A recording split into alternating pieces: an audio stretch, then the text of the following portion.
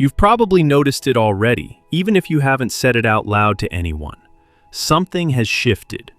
A conversation lands at exactly the right moment. A door you'd been pushing against for years quietly swings open when you finally stop pushing. You think of a person, and they message you within the hour. And underneath all of it, there's a strange, almost suspicious feeling. Like the pieces of your life that spent so long scattered across the floor are beginning, slowly, to arrange themselves into something that resembles a pattern. Carl Jung would tell you not to dismiss that feeling. He'd also tell you not to mistake it for magic. Because what you're sensing has a name, and a mechanism, and a reason. And once you understand it, you'll stop wondering whether you're imagining it. You'll start recognizing exactly where you are. For years, if your life had a needle in it, that needle spun. Like a compass held too close to something magnetic, it never settled. You'd point yourself toward a goal and feel the pull drift somewhere else. You'd commit to a direction and wake up 3 months later facing a different way entirely. And you called that being lost. You called it indecision, or failure, or bad luck, or a personality flaw you couldn't seem to fix. But something is happening now. The needle is beginning to slow. And this is the chapter Jung spent his entire life trying to describe. The one almost nobody recognizes while they're standing inside it. Here's what I'm going to walk you through. First, what alignment actually is, psychologically. Once you strip away the wishful thinking and the vague spiritual language most people wrap it in. Then, why your life felt so scattered for so long, and why that scattering was never the accident you thought it was. And finally, the specific signs Jung identified that tell you you've crossed a threshold, that you've entered the stretch of a life where things stop working against you and quietly start working with you. Because if you're feeling that shift right now, you deserve to understand what you're actually standing in the middle of. Let's start with the thing almost everyone gets wrong. When people talk about their life coming together, they describe it as if it's happening to them, as if the universe finally decided to cut them a break, or their luck turned, or the stars rearranged themselves in their favor. Everything's external. The alignment is out there, and they're the grateful recipient of it. Jung saw it completely differently. In his decades of watching people move through the deep middle of their lives, he noticed that the moment a person's outer world began to cohere was almost always preceded by an inner reorganization they hadn't consciously registered. The coincidences didn't start because reality changed. They started because the person changed. And a changed person meets reality differently, notices different things, walks toward different rooms, and stops radiating the internal contradiction that used to sabotage everything they touched. Think about what a compass actually does. The needle isn't confused. It's responding accurately to competing magnetic forces. Hold it near a piece of iron and it will point at the iron, not the north. It's not broken. It's telling the truth about the field it's sitting in. And your life, for all those years it seemed to point everywhere at once, was doing the same thing. It was telling the truth about the forces operating inside you. Forces you couldn't see, pulling in directions you never chose. Jung had a word for the process of those forces resolving. He called it individuation. And I want to be careful here because that word gets thrown around and flattened into something vague and pleasant, like self-improvement or finding yourself. That's not what he meant. Individuation is the slow work of becoming a single person instead of a committee. Most people, without ever knowing it, live their lives as a loose federation of conflicting parts. There's the part that wants closeness and the part that's terrified of being seen. The part that craves the big life and the part that quietly sabotages every chance at it because success would mean visibility, and visibility once meant danger. These parts don't announce themselves. They operate underground, and they pull the needle in different directions, all day, every day, for years. What you experience as, "my life is finally aligning," is what it feels like from the inside when those parts stop fighting. Jung put it in a way that's almost unsettling in how directly it names this. "Until you make the unconscious conscious," he wrote, "it will direct your life and you will call it fate." Read that again slowly because it's the entire key to this chapter. Everything that was pulling you off course wasn't fate.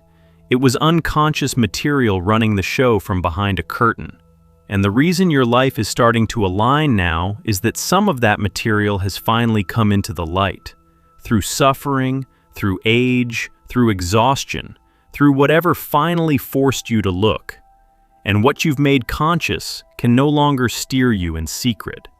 So the alignment isn't happening to you, it's happening through you. That distinction matters more than almost anything else I'm going to say, so hold on to it. Now let's talk about why it was so scattered before, because you can't appreciate where you are without understanding where you've been. Picture someone in their 20s or 30s who seems to be doing everything right and getting nowhere.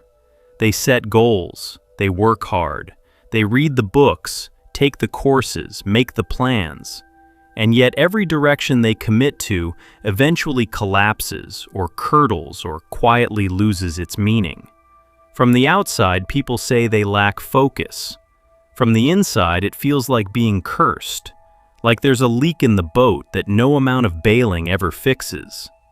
Jung would look at that person and see something specific. He'd see a psyche whose conscious intentions were at war with its unconscious commitments. The person consciously wanted the relationship. Unconsciously, they were loyal to a childhood belief that love always ends in abandonment, and so they chose, again and again, exactly the partners who would prove that belief right. The person consciously wanted the career. Unconsciously, they carried a parent's voice insisting that people like them don't get to want that much, and so they self-destructed at the threshold of every success, right when it mattered. This is the divided self, and it's exhausting in a way that's hard to describe to anyone who hasn't lived it. Because you're not lazy, you're not weak, you're working incredibly hard. You're just working against yourself with one hand while working for yourself with the other, and the two cancel out. The needle spins because there are two magnets. And here's the part that will matter for the rest of your life if you understand it. That period of scattering, that stretch of years where nothing aligned, was not wasted. It was not the universe withholding from you. It was the necessary condition for what's happening now. Because you couldn't have integrated those hidden parts of yourself without first meeting them, and you only met them through the failures. Every relationship that fell apart in the same way was the same buried pattern surfacing, asking to be seen. Every ambition that collapsed at the finish line was a hidden loyalty revealing itself. Jung believed the psyche has a direction, that it's not just a mess of drives, but something that moves over a lifetime toward wholeness the way a plant moves toward light. He called this the teleological nature of the psyche. Fancy word, simple idea. Your inner life has been trying to get somewhere this entire time, and the detours and dead ends were the route, not a departure from it. So when your life felt most scattered, most directionless, most like you were failing at the basic task of being a functional human, the deeper process was doing exactly what it needed to do. It was surfacing the contradictions so they could be resolved. It was breaking the false structures so the real one could form. You weren't off the path. The breaking was the path.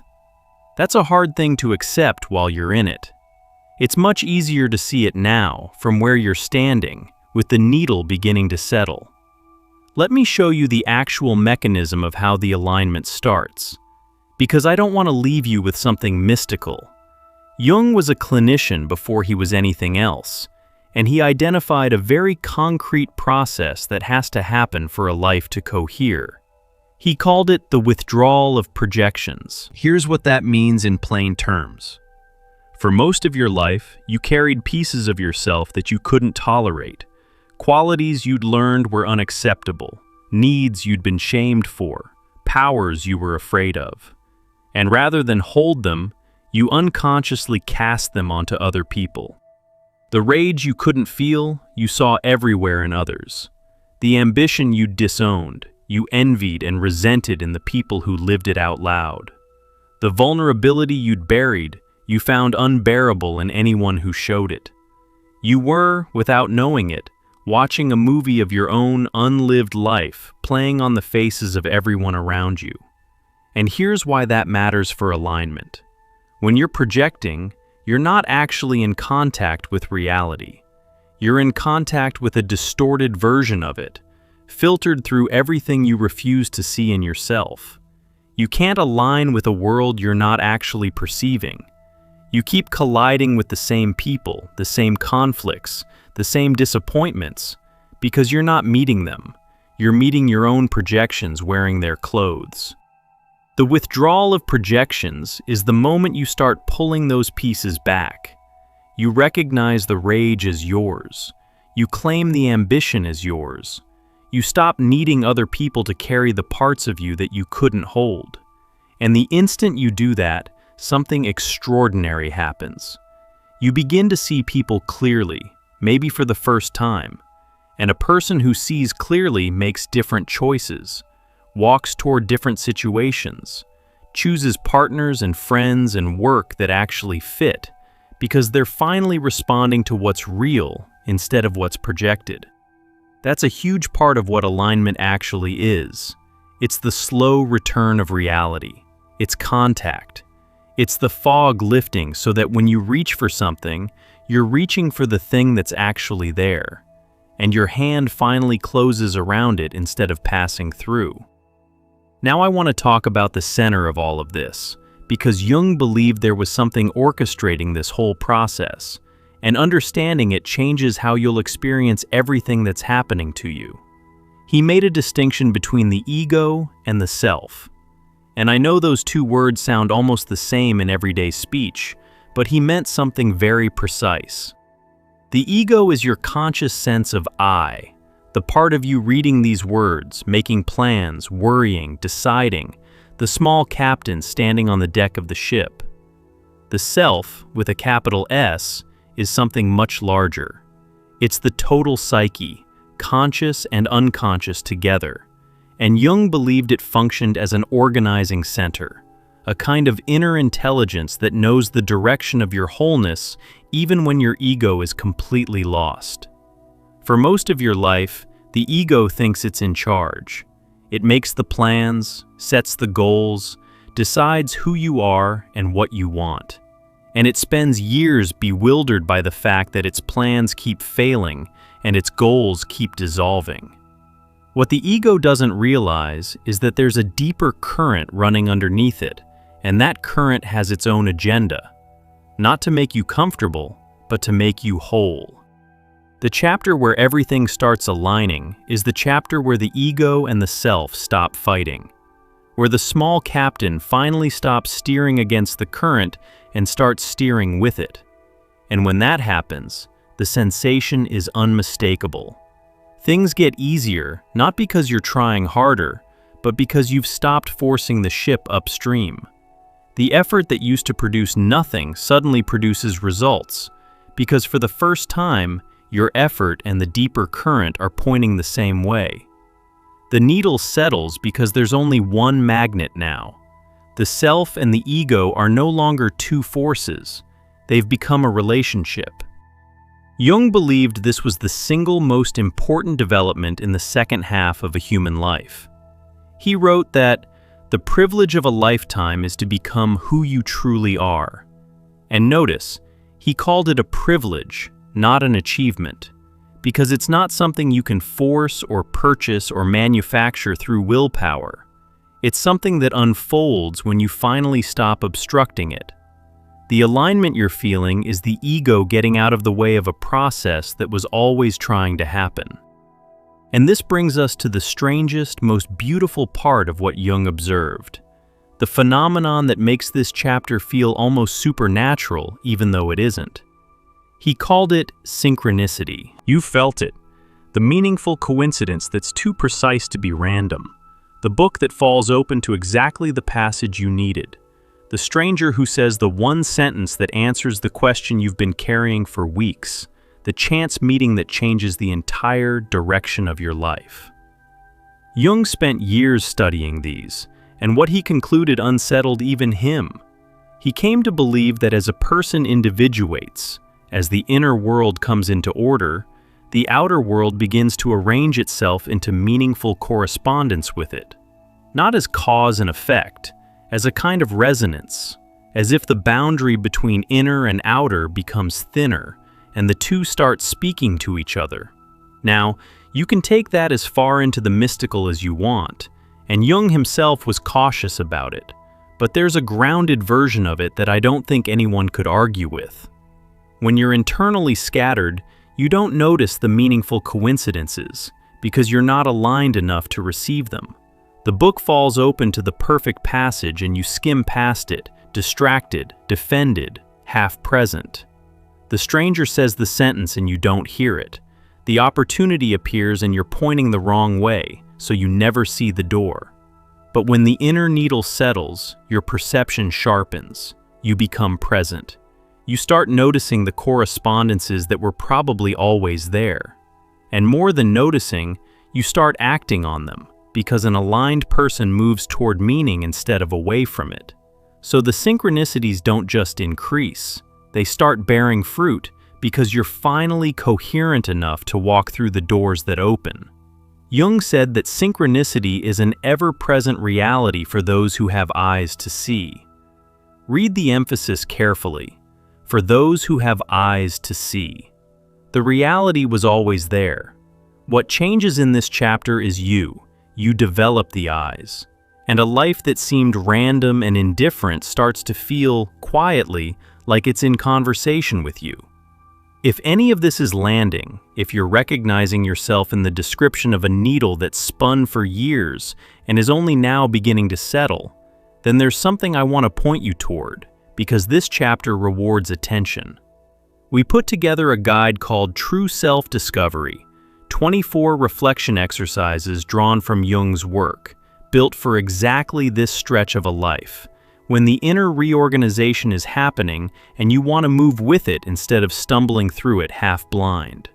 It's a way of turning toward the process consciously, of helping the pieces find each other faster. If that's where you are right now, the link is waiting for you below. And now, let's go deeper, because there are specific signs that tell you you've crossed this threshold, and I want you to be able to name them. The first sign is subtle, and most people miss it entirely because it doesn't feel like progress. It feels like loss of appetite. The things you used to want desperately, the validation, the approval, the winning, the proving, start to quietly lose their grip. You notice you no longer need to be right in the argument. You no longer need the person who withheld their love to finally give it. You no longer need to be the smartest one in the room, or the most impressive, or the one who has it all figured out. And at first this can feel almost like depression, because the old hungers were so familiar that their absence leaves a strange silence. Jung would recognize that silence immediately. It's the sound of the ego's compulsions relaxing. Those desperate wants weren't your true desires. They were the demands of your wounds, the endless attempts to fill childhood deficits through adult achievements. And they can never be satisfied that way, which is why chasing them produced only exhaustion. When they begin to fade, it's a sign the wound underneath is starting to heal. You're no longer trying to solve a childhood problem with an adult trophy. And the energy that used to pour into that hopeless project is suddenly free to flow toward things that actually nourish you. That's when alignment accelerates. Because for the first time, you're wanting real things instead of compensatory ones.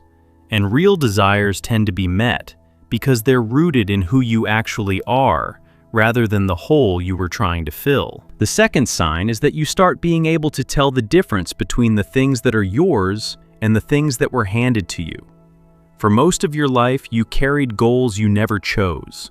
The career your parents needed you to have so they could feel their own lives had meant something. The version of success your culture stamped into you before you could think for yourself. The relationships you pursued because they matched a picture in your head that someone else had painted. You thought these were your dreams, but they were installed, not chosen. And chasing them felt like effort without traction, because you can't fully commit to a life that was assigned to you by someone else. In this chapter, you begin to feel a distinction you couldn't feel before. Some desires, when you turn toward them, have a kind of dead weight, a should quality, a heaviness, and others have a lightness, a pull that comes from somewhere deeper than obligation. Jung would say you're learning to hear the self underneath the noise of the persona. You're learning which voice is yours and which was borrowed. And as you start following the ones that are genuinely yours, everything begins to fit, because you're finally building a life to your own measurements, instead of trying to squeeze into someone else's. He warned about the danger of never making this distinction.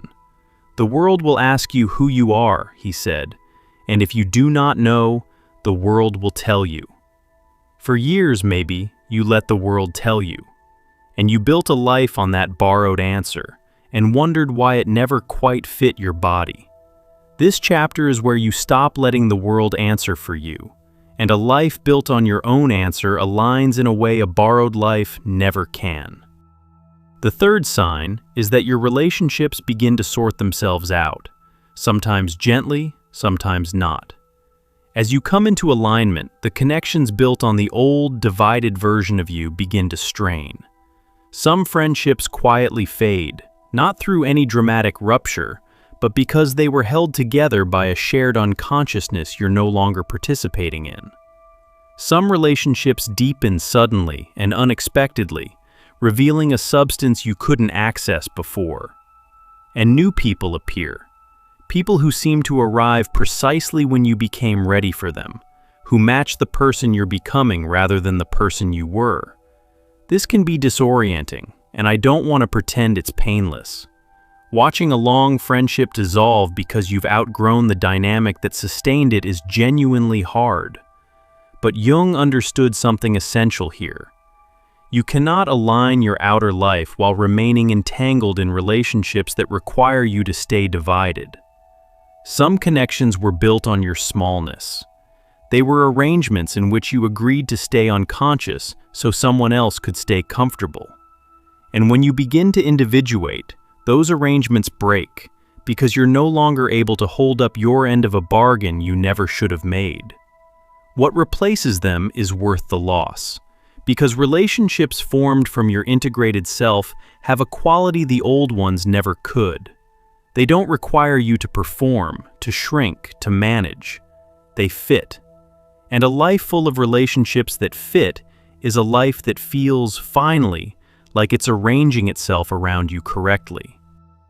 The fourth sign is the one people find hardest to trust, the sense of quiet, of stillness, of things being handled by something larger than your conscious effort.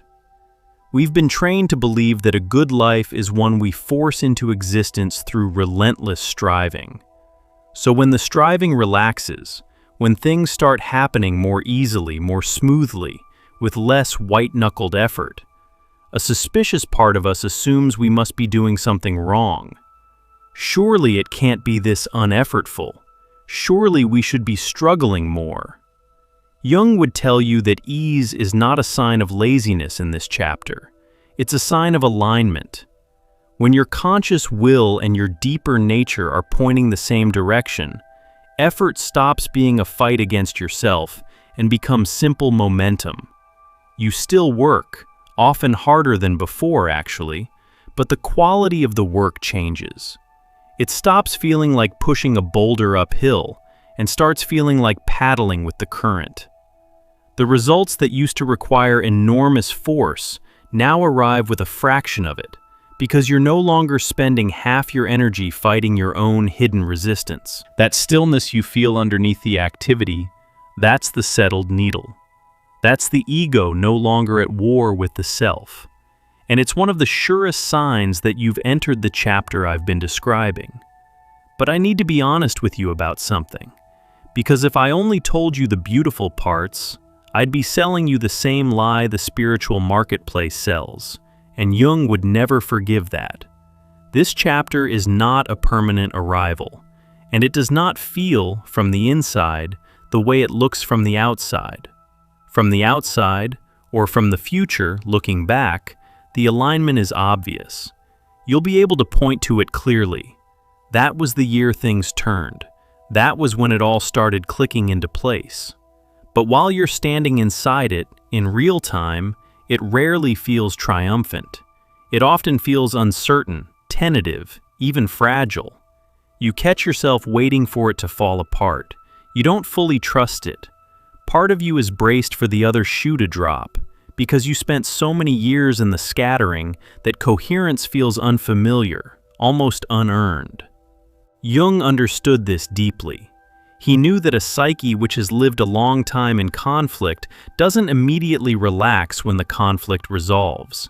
It stays defended out of habit. It keeps scanning for the threat that used to be there. And so the person in the middle of their alignment often can't feel it fully. They experience it through a fog of disbelief, waiting to be disappointed.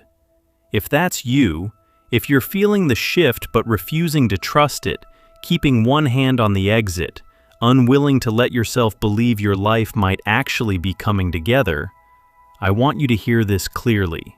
That disbelief is not wisdom. It's not you being realistic. It's the residue of the old wound, still whispering that you're not allowed to have this, that good things are always taken away, that hope is dangerous. And if you're not careful, that whisper will make you sabotage the very thing that's finally arriving. Which brings me to the single most important warning in all of this. The greatest danger in the chapter where everything aligns is not that it won't happen. It's that you'll destroy it because you can't tolerate it. Jung watched this again and again. He saw people arrive at the threshold of genuine wholeness and then, at the last moment, flinch. They'd sabotage the good relationship because being loved well felt more threatening than being abandoned. Abandonment, at least, was familiar. They'd undermine the aligned career because success meant becoming a new person, and part of them was still loyal to the old, small, safe identity. They'd manufacture a crisis, pick a fight, blow up the peace, because the peace was unbearable to a nervous system calibrated for chaos. This is the shadow's last stand. The parts of you that spent decades keeping you scattered don't surrender quietly. They make one final attempt to pull you back to the familiar, because the familiar, even when it was miserable, was known, and the aligned life is unknown, and the unknown terrifies the oldest parts of us more than any amount of known suffering. So if you feel an urge right now to blow something up, to run from the person who's good to you, to quit the thing that's finally working, to reintroduce chaos into a life that's just starting to cohere, I need you to pause. That urge is not intuition. It's the old pattern making its final bid to survive. And the entire task of this chapter is to recognize that urge for what it is and refuse to obey it. To sit in the discomfort of things going well until going well stops feeling dangerous and starts feeling like home. That's the work. It's quieter than the work of the scattered years, but in some ways it's harder, because it asks you to tolerate the very thing you spent your life longing for. Now let me show you how the alignment actually gets built, because Jung identified the precise psychological mechanism, and it's one of the most useful things he ever described. He called it the transcendent function, and it sounds mystical, but it's remarkably practical. Here's the idea. Whenever you're caught between two opposing forces inside yourself, the part that wants to stay and the part that wants to go, the part that longs for the risk and the part that's terrified of it. The ordinary move is to pick a side. You suppress one and act on the other. And that suppression is exactly what keeps the psyche divided, because the losing side doesn't disappear. It goes underground and starts pulling the needle in secret. The transcendent function is what happens when you refuse to pick a side prematurely, when you hold both forces in awareness at the same time, fully feeling the pull to stay and the pull to go, without collapsing into either. Something remarkable occurs. The tension between them generates a third thing. A new position emerges that neither side could have produced alone. A resolution you couldn't have planned or forced because it comes from somewhere deeper than deliberation. This is the actual engine of alignment. Every time you hold your inner contradictions instead of splitting them, you create a little more integration. You resolve one more conflict that used to spin the needle. And over months and years, these resolutions accumulate until one day you notice that the internal war has quieted and your life has begun to cohere in ways you never engineered. So the alignment you're feeling isn't luck. It's the harvest of every moment you sat in the tension instead of fleeing it. Every time you refused the easy answer, refused to project your discomfort onto someone else, refused to numb the contradiction, you were building this. The chapter where everything aligns is the chapter that all your held tension was slowly constructing beneath the surface, out of sight, while you thought you were just barely surviving. There's something almost unbearably kind about that when you really let it land. All that time you thought you were failing, you were building. All those years the needle spun, the deeper intelligence was resolving contradictions you didn't even know you carried. And now you're beginning to reap what that hidden labor produced. Let me stay with the relational dimension a little longer, because for most people, this is where the alignment is felt most powerfully and where it's tested hardest. Jung had a striking way of describing what happens when two people meet. The meeting of two personalities, he wrote, is like the contact of two chemical substances. If there is any reaction, both are transformed. And in the scattered years, most of your significant relationships were reactions of the wrong kind. You were drawn to people who fit your wounds rather than your wholeness, who confirmed your oldest fears, who let you keep playing the familiar role, who provided the exact friction your unconscious was addicted to. As you individuate, the chemistry changes. You stop being magnetized by the people who wound you in familiar ways. The pull toward chaos weakens, and you start being drawn to people who are, frankly, less exciting to your trauma and more nourishing to your actual self. This is a strange transition, because nourishing can initially feel boring to a nervous system that mistook chaos for passion. Many people, right at this threshold, choose the exciting wound over the peaceful nourishment and set themselves back years. But if you can stay with it, if you can let yourself be loved in a way that doesn't hurt, befriended in a way that doesn't drain, met in a way that doesn't require you to perform, then your relationships become part of the alignment rather than a threat to it. And there's almost nothing more stabilizing than a life surrounded by people who see the real you and want that person to keep existing. It's the difference between a life spent defending a fortress and a life spent living in a home. I want to say something now about time, because the chapter of alignment changes your relationship to it in a way that's hard to describe until you've felt it. In the scattered years, you probably lived in a strange collapse of past and future. You were always reviewing the past for evidence of your failures, and always straining toward a future where things would finally be okay. The present was thin, a place you passed through on your way to somewhere better. You were rarely actually here. As the alignment settles, the present thickens. It becomes a place you can actually stand. Because when your inner life is at war, the present is unbearable. It's the moment where all the conflict is happening. so you flee it into memory and fantasy. But when the war quiets, the present stops being a battlefield and becomes something you can inhabit. And an odd thing happens. Alignment mostly reveals itself in the present tense.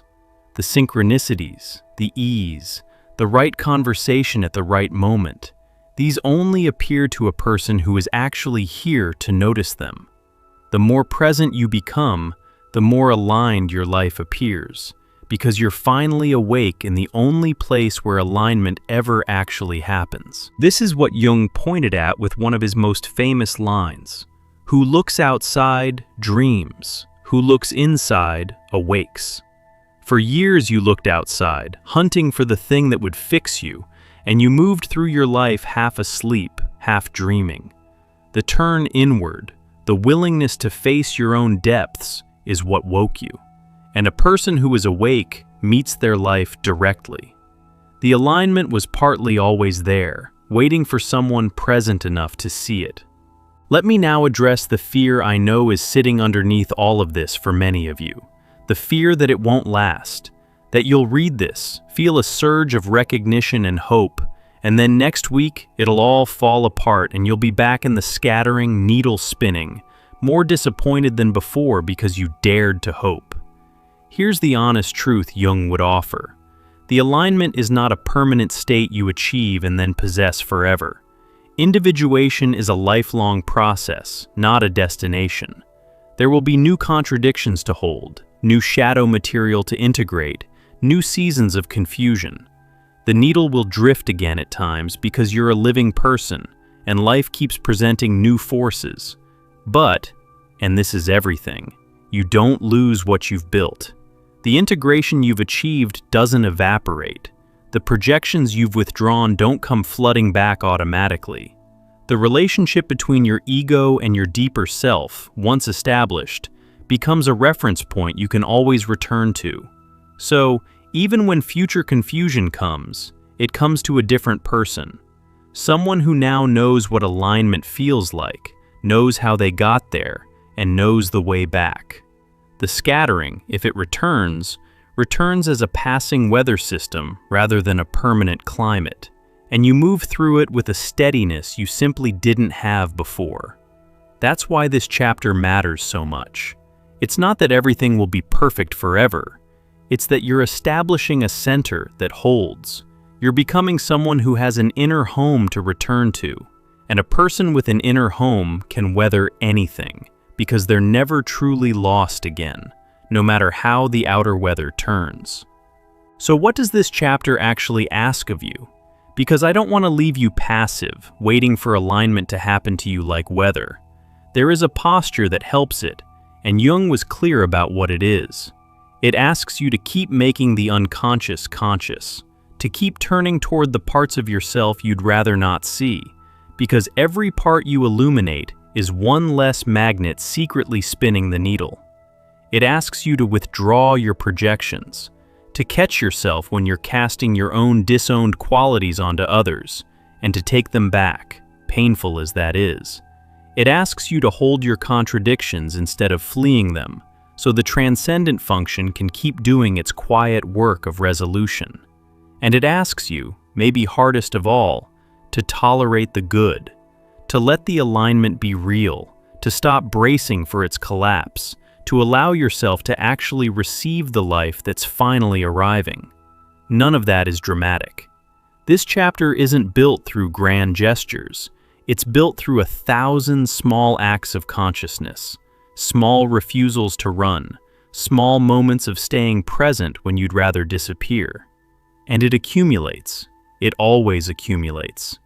The person who keeps turning toward their own depths, day after quiet day, wakes up one season to find that their life has arranged itself around them in a way they could never have forced.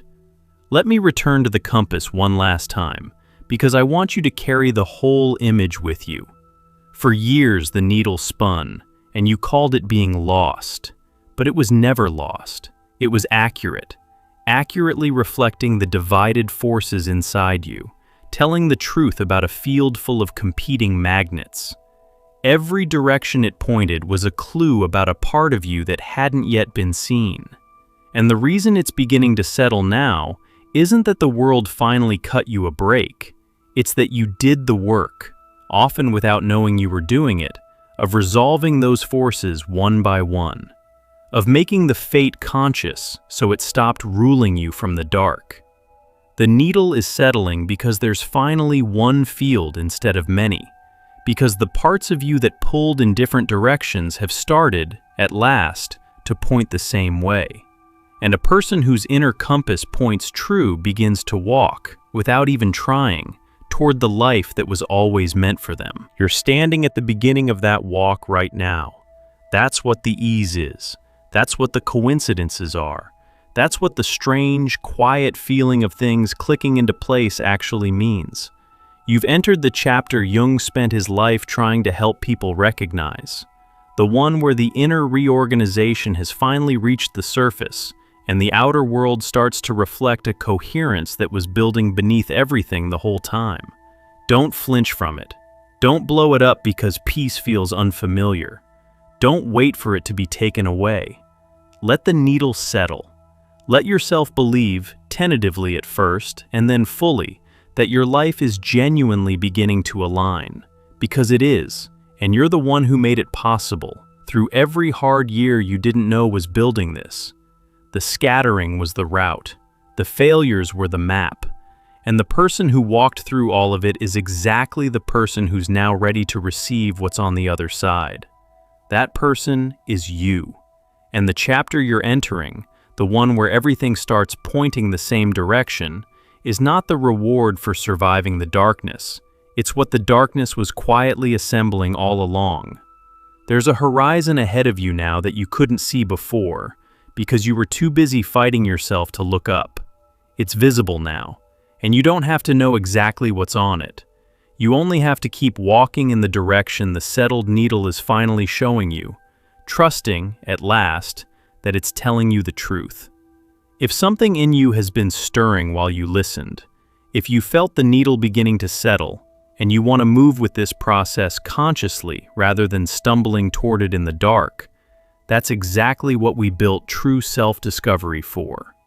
24 reflection exercises rooted in Jung's work, designed for this precise stretch of a life, when the pieces are finding each other and you want to help them along instead of getting in their own way. It's a way of turning toward your own depths on purpose, of making the fate conscious a little faster. The link is right below.